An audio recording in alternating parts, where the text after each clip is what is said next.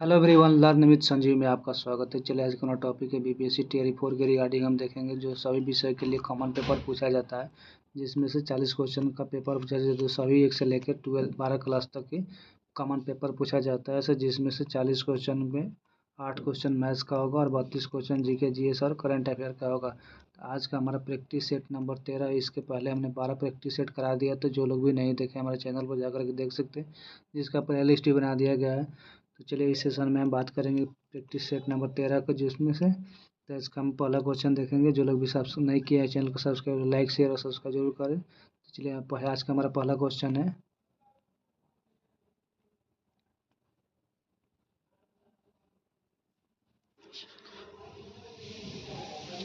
आज का हमारा पहला क्वेश्चन है कि राष्ट्रपति द्रौपदी मुर्मू ने किसे पहला विज्ञान रत्न पुरस्कार से प्रदान किया गया है। तो ऑप्शन हमारा हो जाएगा option number C, Govindraj Padmanathan को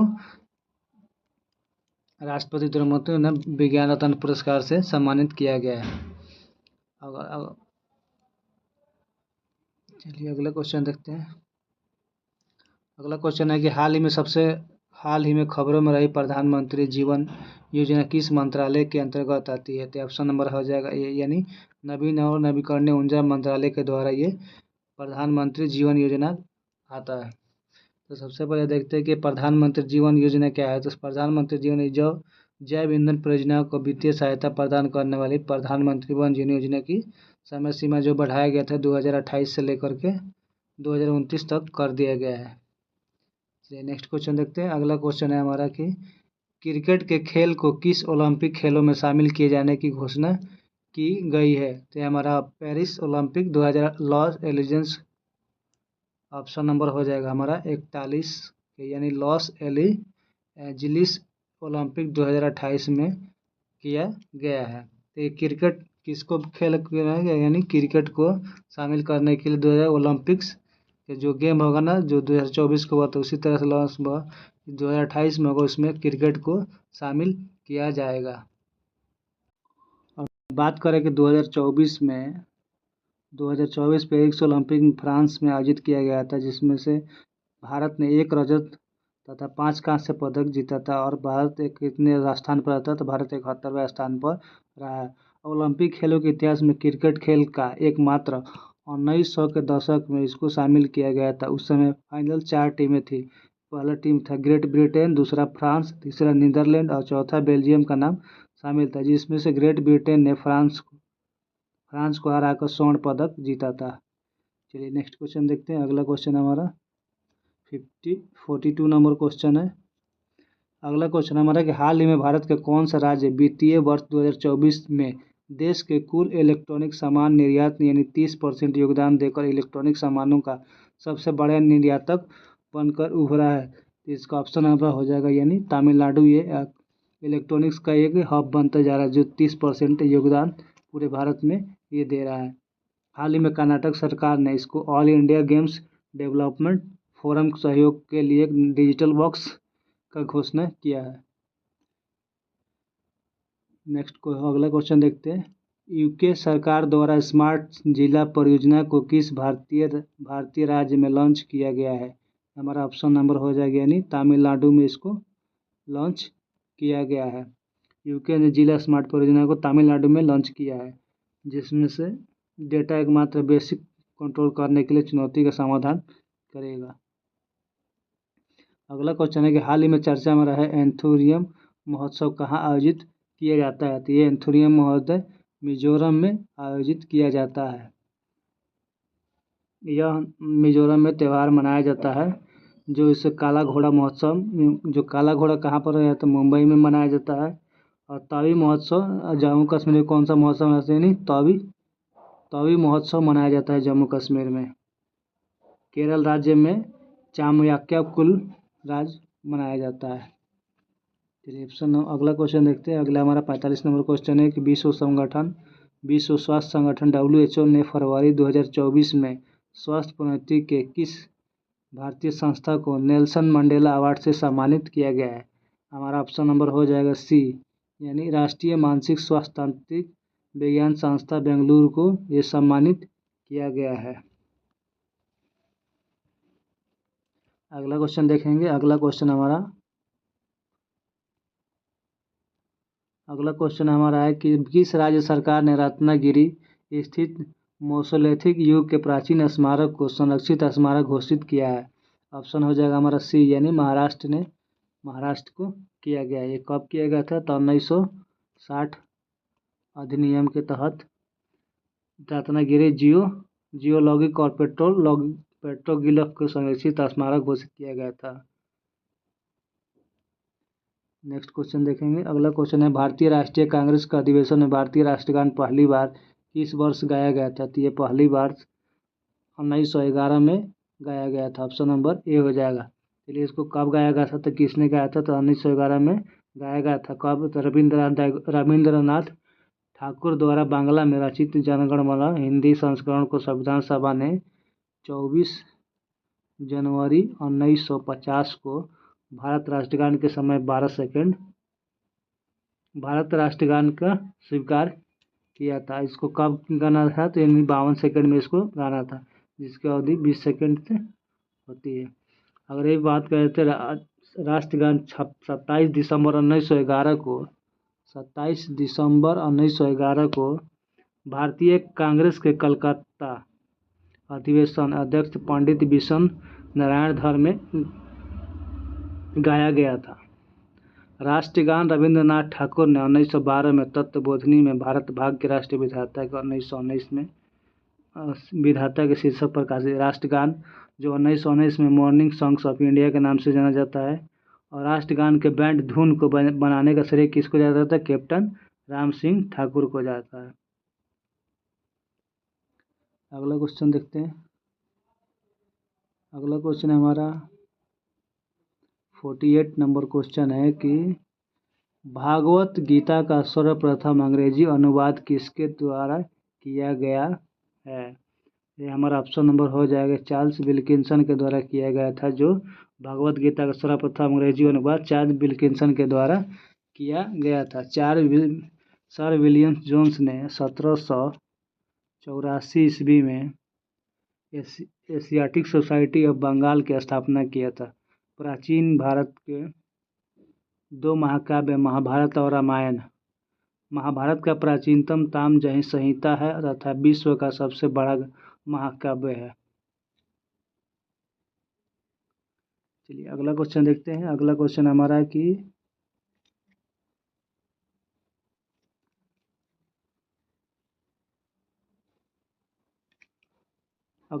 कि उस अंग्रेज व्यक्ति का नाम क्या था जिसने भारत के आने के बाद सेंट स्टीफन कॉलेज में दर्शन शास्त्र का अध्यापन किया और बाद में दीनबंधु के नाम से प्रसिद्ध हुआ?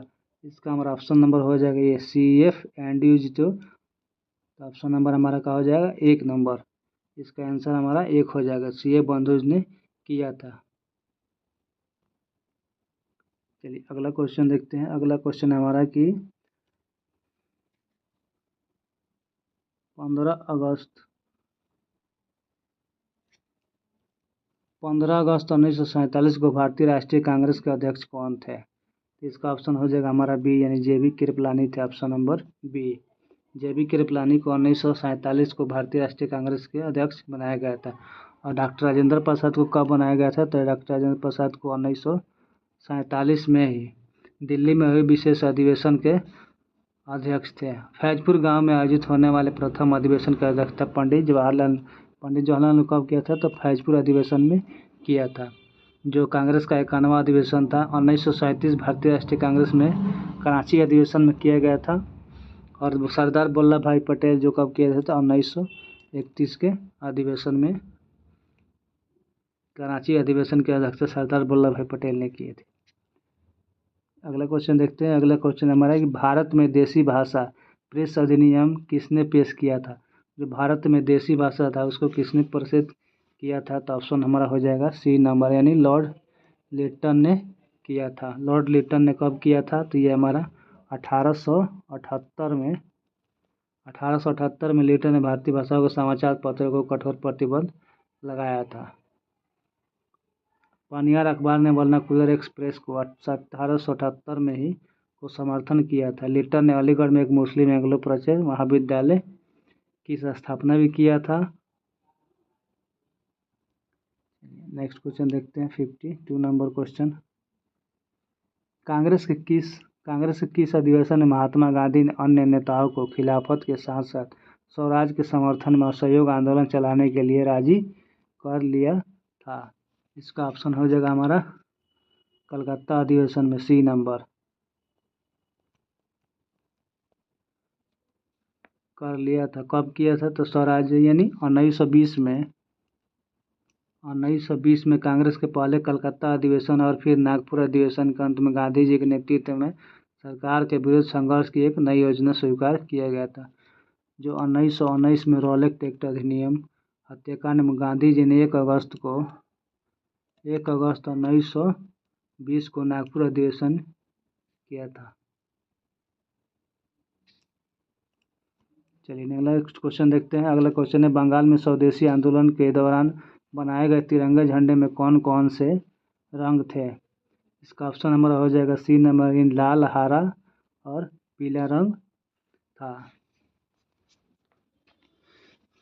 ये कब? 1906 में दादा भाई नौरोजी की अध्यक्षता में कांग्रेस अधिवेशन का आयोजन किया गया था। 1906 में कलकत्ता अधिवेशन, उसका अध्यक्ष कौन थे? तो दादा भाई नौरोजी थे।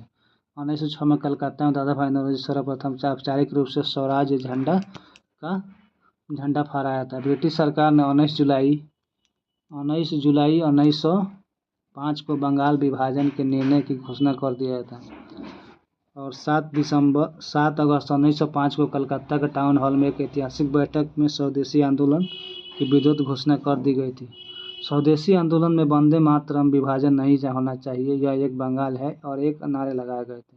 मतलब उसमें उस बंगाल में अधिवेशन में बोला गया था कि वंदे मातरम, विभाजन नहीं होना चाहिए, बंगाल एक है और एक ही के ही नारे लगाए हैं।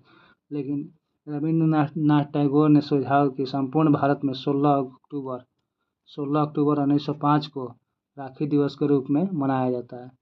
और वही बंगाल विभाजन के प्रस्ताव के विरोध में बंगाल पत्रिका संजीवनी के संपादक कृष्ण कुमार मित्र ने अपनी पत्रिका में 13 जुलाई 1905 को सर्वप्रथम सुझाव दिए थे कि लोगों को सारे ब्रिटिश माल का बहिष्कार करना चाहिए, यानी शोक मनाना चाहिए।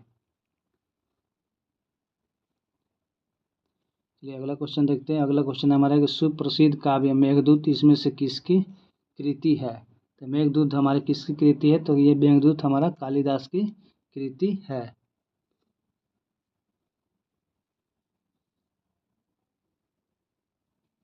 नेक्स्ट क्वेश्चन देखते हैं। अगला क्वेश्चन है हमारा, स्वेज नहर जो वाणिज्य के लिए अत्यंत महत्वपूर्ण है, निम्नलिखित में से किस देश में बनाई गई थी? ऑप्शन नंबर हो जाएगा मिस्र देश में बनाई गई थी, ऑप्शन नंबर ए। यानी स्वेज नहर और वाणिज्य के लिए अत्यंत महत्वपूर्ण मिस्र देश में बनाई गई थी। स्वेज नहर मिस्र के सिनाई प्रायद्वीपीय में बनाई गई थी, विश्व की सबसे बड़ी कृत्रिम नहर है। स्वेज नहर का निर्माण 1854 में एक फ्रांसीसी इंजीनियर फर्दिनंद द लेप्लेस को सौंपा गया था। स्वेज नहर का निर्माण 1869 में पूरा हुआ था। स्वेज नहर के उत्तरी प्रवेश द्वार को पोर्ट साइद तथा दक्षिणी द्वार को पोर्ट स्वेज कहते हैं। स्वेज नहर को लेकर यूके और मिस्र के बीच 1956 में युद्ध हुआ था और 1956 में मिस्र द्वारा एक नहर का राष्ट्रीयकरण किया गया था। चलिए अगला क्वेश्चन देखते हैं। अगला क्वेश्चन हमारा है कि यूएनओ के पहले महासचिव कौन थे जो अफ्रीका महाद्वीप से संबंधित थे? इसका हमारा ऑप्शन हो जाएगा बी नंबर, बुतरस घाली, जो यह उस समय के यूएनओ के अध्यक्ष थे। यूएनओ की स्थापना कब किया था? तो यूएनओ का स्थापना 24 अक्टूबर 1945 को हुई थी। यूएनओ की संस्थापक सदस्य देश में कितनी संख्या है? तो वो 51 देशों की सदस्यता है।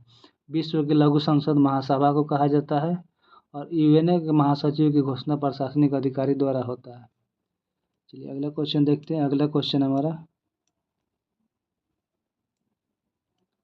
निम्नलिखित में से कौन सी 3 नदियों में से एक नहीं है जिनका पारस्परिक प्रभाव उत्तर भारतीय मैदानों का निर्माण के लिए उत्तरदायित्व है? तो इसका ऑप्शन नंबर हो जाएगा सी, यानी गोदावरी नहीं है।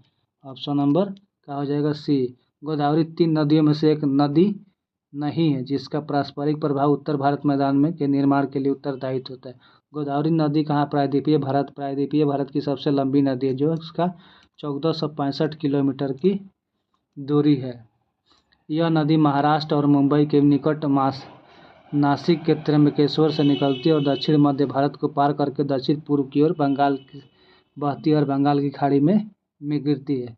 प्रायद्वीपीय नदियों में गोदावरी का अपवहन तंत्र सबसे बड़ा है। गोदावरी में अनेक सहायक नदियां मिलती है, जैसे पूर्णा, वर्धा, प्राहिता, मंजीरा, वेणगंगा, इंद्रावती आदि है। गोदावरी नदी के सबसे बड़े आकार और विस्तार के कारण दक्षिण गंगा एवं बूढ़ी गंगा के नाम से भी जाना जाता है। अब थोड़ा सा बात करते हैं यहाँ पर हम सिंधु जो है, तो सिंधु तिब्बत में मानसरोवर झील के पास से सनोखाबा हिमनद से निकलती है और इसकी सहायक नदी सतलज, चिनाब, रावी, ब्यास आदि है। तो गंगा नदी के बाद देखते हैं। गंगा नदी भागीरथी और अलकनंदा नदियों का सम्मिलित नाम है। ये ब्रह्मपुत्र नदी तिब्बत में मानसरोवर झील से 80 किलोमीटर दूर की स्थिति पर है, जो चेमयुंग डुंग हिमानी से निकलती है और इसकी सहायक नदी चिमांग, लोहित, कामुग और सुबने आदि है। तो ये सभी हम नदियों के बारे में डिस्कस। चलिए अगला क्वेश्चन देखते हैं। अगला क्वेश्चन हमारा है कि भारत का पहला पोशाक संग्रहालय किस राज्य में स्थित है। तो पोशाक संग्रहालय हमारा गोवा राज्य में स्थित है। ऑप्शन नंबर हो जाएगा ए। भारत का पहला पोशाक संग्रहालय कहाँ स्थित है, तो गोवा में। आधुनिक ढंग से सूती वस्त्र की पहली मिल कहाँ स्थापित किया गया था, तो कोलकाता में किया गया था। कब किया गया था, तो 1818 ईस्वी में किया गया था। लेकिन ये क्या होता, ये असफल रहा था। ये सक्सेस भारत का सबसे पहला सफल आधुनिक सूती कपड़ा कारखाना बोला जाए तो 1854 में कहाँ पर किया गया था, तो वो बॉम्बे में किया गया था। और जिसमें 1856 में इसका उत्पादन को प्रारंभ किया गया था। मुंबई में भारत की सूती कपड़ों की राजधानी के उपनाम से जाना जाता है। कानपुर भारत का उत्तर भारत का मैनचेस्टर कहा जाता है। कोयम्बटूर को दक्षिण भारत का मैनचेस्टर कहा जाता है और अहमदाबाद को भारत का बोस्टन कहा जाता है। अगला क्वेश्चन देखते हैं। अगला क्वेश्चन है हमारा कि भारत में स्थित सक्रिय ज्वालामुखी का नाम क्या है। तो हमारा ऑप्शन नंबर हो जाएगा यानी बी, बैरन द्वीप। ऑप्शन नंबर बी, बैरन द्वीप। जो कहाँ पर बैरन द्वीप है, ये भारत के अंडमान द्वीप समूह और निम्नलिखित को ज्वालामुखी पार किया जाता है। बैरन द्वीप अंडमान सागर स्थित में ज्वालामुखी दक्षिण भारत का एकमात्र सक्रिय ज्वालामुखी है। अगला क्वेश्चन देखते हैं। अगला क्वेश्चन है भौतिक भूगोल की कौन सी शाखा स्थलाकृति और उनकी उत्पत्ति एवं संबंधित प्रतिक्रियाओं के अध्ययन के लिए समर्पित है। इसका ऑप्शन हो जाएगा सी नंबर यानी भू आकृति विज्ञान, जियोमॉर्फोलॉजी साइंस। भू आकृति विज्ञान, भू आकृति आर्थिक भूगोल की विभिन्न उपशाखा कौन कौन सी, तो कृषि भूगोल, वाणिज्य भूगोल, संसाधन भूगोल, परिवहन भूगोल, विनिर्माण उद्योग। चलिए नेक्स्ट क्वेश्चन देखते हैं। अगला क्वेश्चन है हमारा कि तारों के विभिन्न समूहों द्वारा निर्मित पैटर्न कहलाते हैं। ये निर्मित पैटर्न क्या कहलाते हैं, हमारा नक्षत्र कहलाते हैं। ऑप्शन नंबर ए, जिसमें नक्षत्र पैटर्न कहलाते हैं। अंतर्राष्ट्रीय खगोलीय संघ द्वारा मान्यता कुल 88 आधुनिक तारा नक्षत्र मंडल है। उदाहरण पे एप्स, हेरिक्यूलस, ओरियन, मार्कस आदि। आकाश में अनगिनत चमकदार पिंडों को खगोलीय पिंड भी कहा जाता है, जैसे सूर्य, चंद्रमा, तारा, ग्रह आदि। चलिए अगला क्वेश्चन देखते हैं।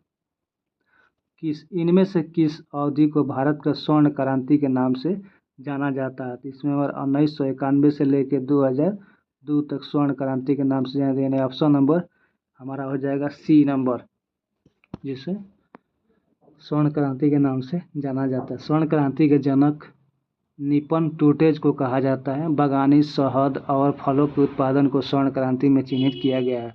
स्वर्ण क्रांति, हरित क्रांति खाद्यान्न उत्पादन से संबंधित, नीली क्रांति मत्स्य क्रांति से, स्वर्ण क्रांति बागवानी से, भूरी क्रांति चमड़ा से, अमृत क्रांति नदी जोड़ो परियोजना से है और बादामी क्रांति मसाला उत्पादन से है। चलिए अगला क्वेश्चन देखते हैं।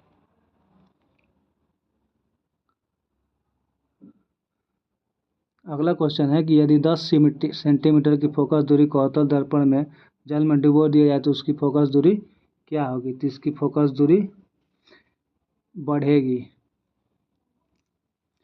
चलिए अगला क्वेश्चन देखते हैं। नेक्स्ट क्वेश्चन है कि निम्नलिखित समीकरण के रेडॉक्स अभिक्रिया का उदाहरण है जिसमें एक उपचयक और FeBr3 के एक अपचयक है। तो इसका आंसर नंबर हो जाएगा आपको बी नंबर, यानी अपचयक इलेक्ट्रॉन तथा या तो इलेक्ट्रॉनों का या तो लाभ पाते हैं या लाभ पाती पर होते हैं।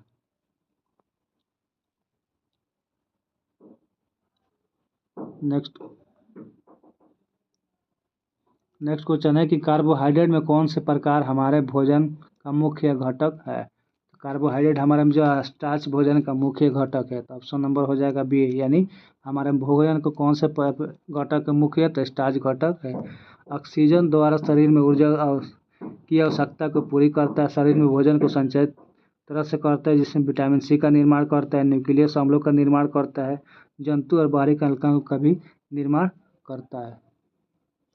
चलिए नेक्स्ट क्वेश्चन देखते हैं। चुंबकीय कंपास निम्नलिखित में से क्या होता है। चुंबकीय कंपास एक हमारा एल्युमिनियम के एक सूचक पॉइंटर होता है जो जुड़ा एक छोटा सा चुंबक होता है जो कंपास द्वारा दिशा को ज्ञात करता है।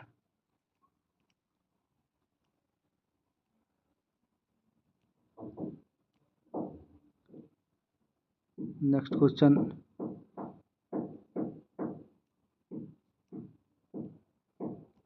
अगला क्वेश्चन है कि एक लवण को पानी में घोला जाता है और इसमें लवण के विलयन को पीएच एक सटीक सूचकांक पात्र यूनिवर्सल इंडिकेटर पेपर्स के माना जाता है। तो यदि विलयन में पीएच मान 7 से अधिक है तो लवण डैश होने की सर्वाधिक संभावना क्या होती है। इसका सर्वाधिक संभावना हमारा ऑप्शन नंबर बी, यानी K2CO3 होता है। चलिए अगला क्वेश्चन देखेंगे। अगला क्वेश्चन हमारा कि उस प्रक्रिया का नाम बताइए जिसके माध्यम से कोशिका झिल्ली में गैसीय विनिमय होता है। इसका ऑप्शन नंबर हो जाएगा हमारा सी, यानी ऑप्शन नंबर सी, यानी विसरण के द्वारा होता है। विसरण के द्वारा इसमें क्या होता है, कोशिका झिल्ली में जो गैस विनिमय होता है दो से अधिक प्रकार को एक दूसरे मिलकर समान मिश्रण बनाने की प्रक्रिया को ही विसरण यानी डिफ्यूजन कहा जाता है। गुरुत्वाकर्षण के विसरण का कोई प्रभाव नहीं पड़ता है और ना ही इस पर उत्प्लावनता का कोई प्रभाव पड़ता है। चलिए नेक्स्ट क्वेश्चन देखते हैं। अगला क्वेश्चन है हमारा कि पर्यावरण के विभिन्न घटकों के बीच ऊर्जा के परिवहन तंत्र से संबंध निम्नलिखित में से कौन सा कथन गलत है। इसका ऑप्शन नंबर हमारा ये हरे पौधे पत्तियां पर उड़ने वाली ऊर्जा लगभग 10% को अवशोषित करते हुए हमारा गलत है। चलिए अगला लास्ट क्वेश्चन देखेंगे। ये हमारे इस सेशन के यानी प्रैक्टिस 13 का हमारा ये लास्ट क्वेश्चन है कि निम्न में से कौन सा वृषक नलिकाओं के अस्तर और लाल ग्रंथियों की वाहिनियों का निर्माण करता है। तो इसका ऑप्शन नंबर हो जाएगा सी, यानी घनाभकार उपकला जो करता है। घनाभकार उपकला कहाँ करता है, ग्रंथियों को व्यवस्था के आधार पर घनाकार उपकला दो भागों में बांटा जाता है। एक सामान्य होगा एपिथेलियम, इसका मुख्य कारण यानी श्रावण अवशोषण तथा विसर्जन होता है जो वृषक नलिका की क्रियाओं को अग्रसर तथा एकीकृत में पाया जाता है। और दूसरा होता है घनाकार एपिथेलियम जो मुख्य स्त्री के मूत्र मार्ग यानी गुदनाल के दौरान में पाया जाता है। ये रहा हमारा आखिरी क्वेश्चन था इस सेशन का। तो अगर हमारा सेशन आपको अच्छा लगे तो प्लीज़ शेयर, लाइक और सब्सक्राइब जरूर कीजिएगा और ज़्यादा से ज़्यादा इसको शेयर कीजिएगा। तो चलिए आज का सेशन हमारा यहीं रखते हैं। नेक्स्ट सेट में मिलेंगे नेक्स्ट वीडियो में।